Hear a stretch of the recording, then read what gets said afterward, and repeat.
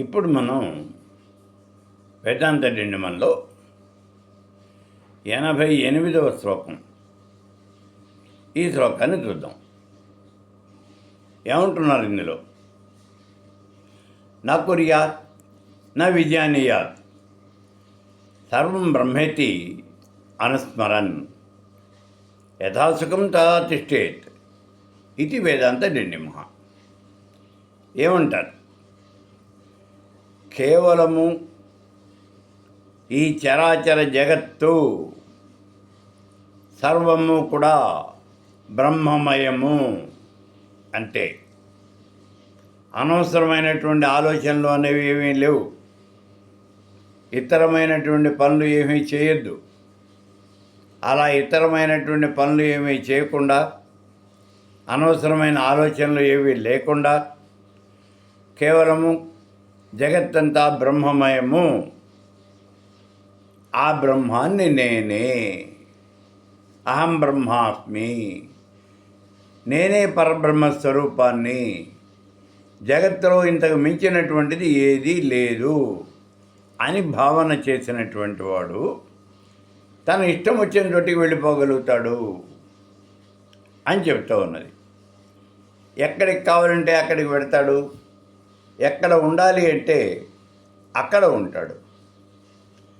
ఇక్కడ మనకు వచ్చే ప్రశ్న ఏమంటే, ఇతడు ముక్తాత్మ, చరాచర జగత్తులో ఉన్నదంతా ఒక్కటే, అదే బ్రహ్మము, ఆ బ్రహ్మమే నేను తప్పించి ఈ లోకంలో ఇంకేమీ కూడా లేదు అని భావన చేయగలిగినటువంటి వాడు ముక్తాత్మ, ముక్త పురుషుడు.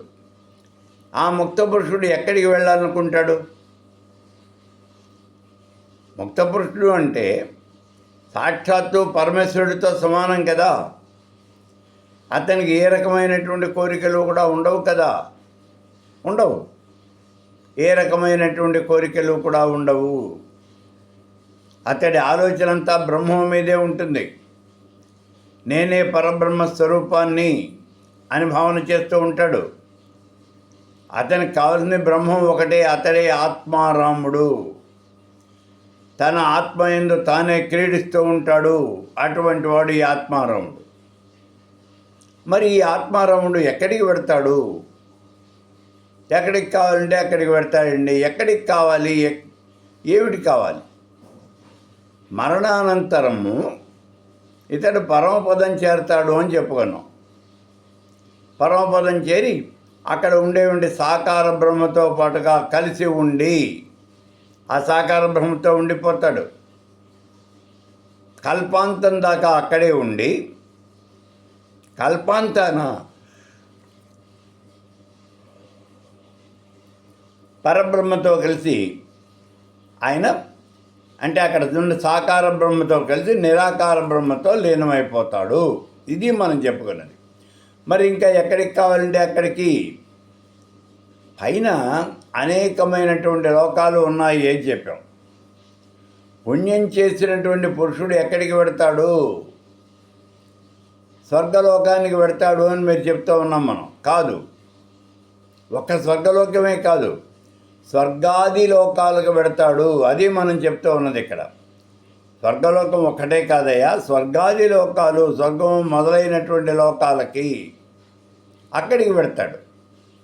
స్వర్గము మొదలైనటువంటి లోకాలకు ఎక్కడ ఏమున్నాయి? అసలు స్వర్గము మొదలైన లోకాలు ఏమున్నాయి అంటే భగనీలోకం, మాతృలోకం, పితృలోకం, గంధమాధన లోకం, ఇలా అనేకమైనటువంటి లోకాలు ఉన్నాయి.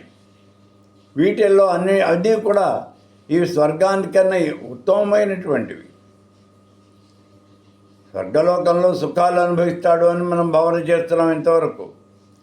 అంతేకాదు, ఇప్పుడు ఈ చెప్పినటువంటి లోకాలు ఇవన్నీ కూడా చాలా గొప్ప లోకాలు.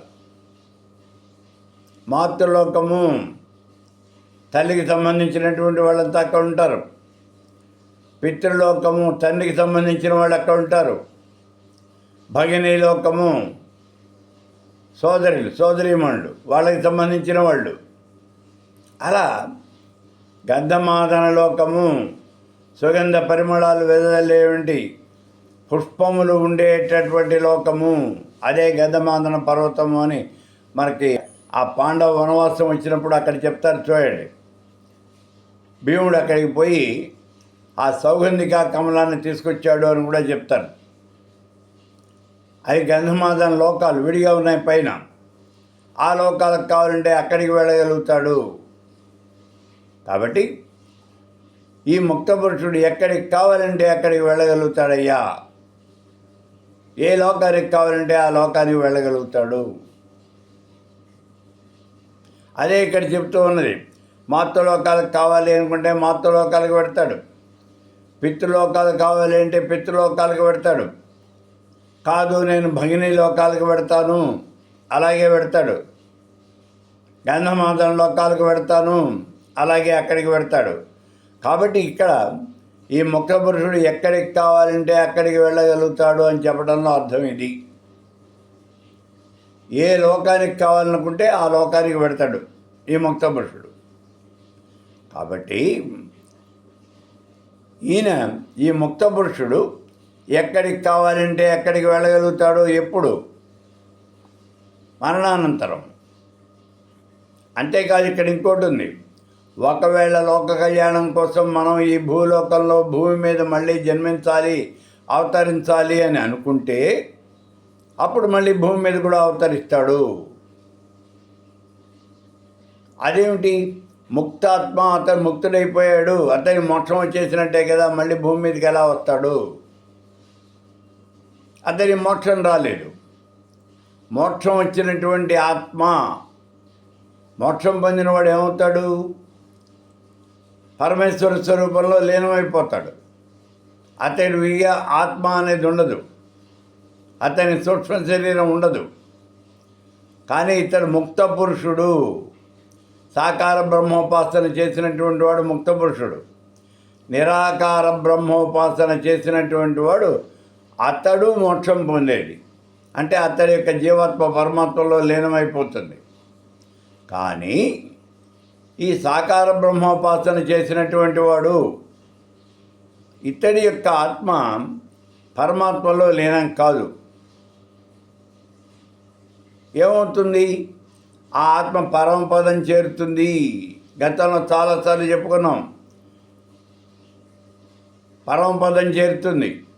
ఆ పరమపదంలో అక్కడ జరుగుతూ ఉన్నటువంటి ఉత్సవాలన్నీ తిలకిస్తూ ఆ పరమేశ్వరుడి యొక్క సన్నిధిలో అలాగే ఉండిపోతాడు. కల్పాంతం దాకా ఉండిపోతాడు. కల్పాంతాన అపర బ్రహ్మ అంటే సాకార బ్రహ్మతో పాటుగా కలిసి నిరాకార బ్రహ్మలో లీనమైపోతాడు.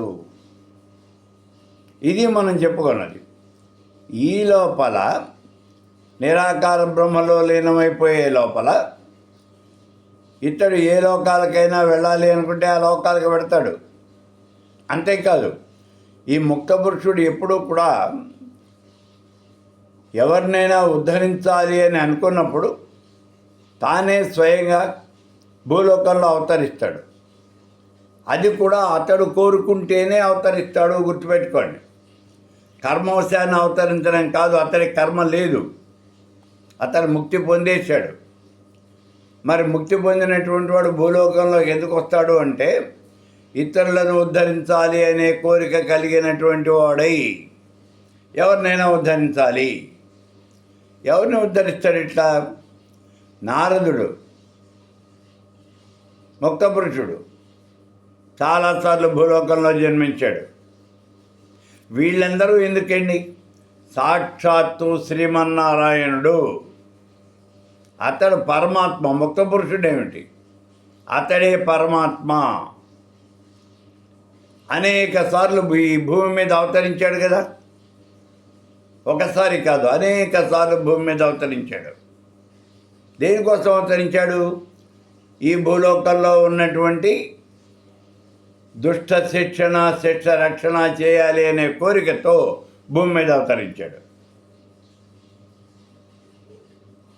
ఆయనే మత్స్య అవతారం ఇచ్చాడు, కూర్మ అవతారం ఇచ్చాడు, 24 రకాలైనటువంటి అవతారాలు ధరించాడు. అందులో పూర్ణ అవతారాలైనటువంటి రాముడుగాను కృష్ణుడుగాను కూడా అవతరించాడు. ఆ రోజుల్లో ఉన్నటువంటి ఆ ప్రజల మధ్య తానే తిరిగాడు. సాక్షాత్తు కురుక్షేత్ర సంగ్రామం, ఆ సంగ్రామాన్ని ఒంటి చేత్తో జరిపించాడు. 18 అక్షోహిణీల సైన్యాన్ని నాశనం చేసి పారేశాడు. రాజవంశాలన్నీ కూడా నాశనం అయిపోయినాయి.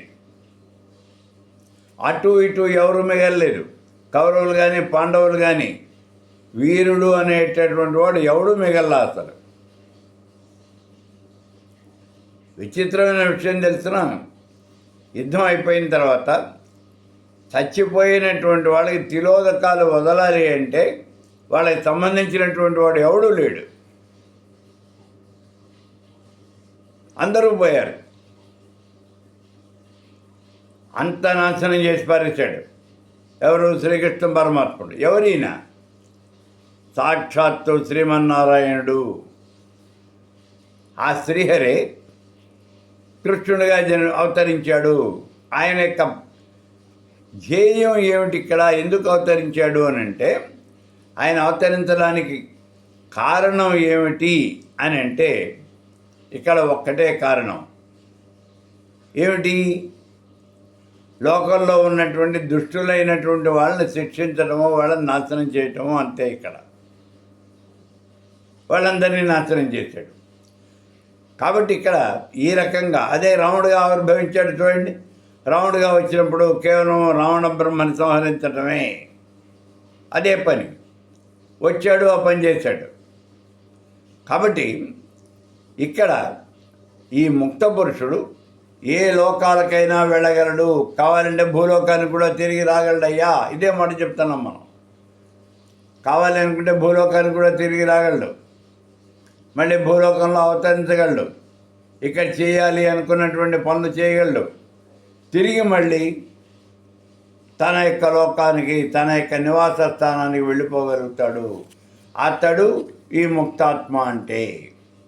కాబట్టి ఈ చరాచర జగత్తులో ఉన్నది ఏమీ లేదు, అంతా పరబ్రహ్మ స్వరూపమే, అంతా ఆత్మ. అహం బ్రహ్మాస్మి, నేను కూడా పరబ్రహ్మ స్వరూపాన్ని, నేను కూడా పరబ్రహ్మ స్వరూపాన్నే అని, నేనే పరబ్రహ్మ స్వరూపాన్ని, నేను కూడా కాదు, నేనే పరబ్రహ్మ స్వరూపాన్ని, జగత్తంతా కూడా నా నుంచే ఆవిర్భవిస్తూ ఉన్నది, మళ్ళీ నాలోనే లీనమవుతూ ఉన్నది అని భావన చేయగలిగినటువంటి వాడు ఎక్కడికైనా వెళ్ళగలుగుతాడు, ఏ పని అయినా కూడా చేయగలుగుతాడు అని చెప్తోంది వేదాంత నిండిమల్లో ఉన్నటువంటి 88వ శ్లోకం.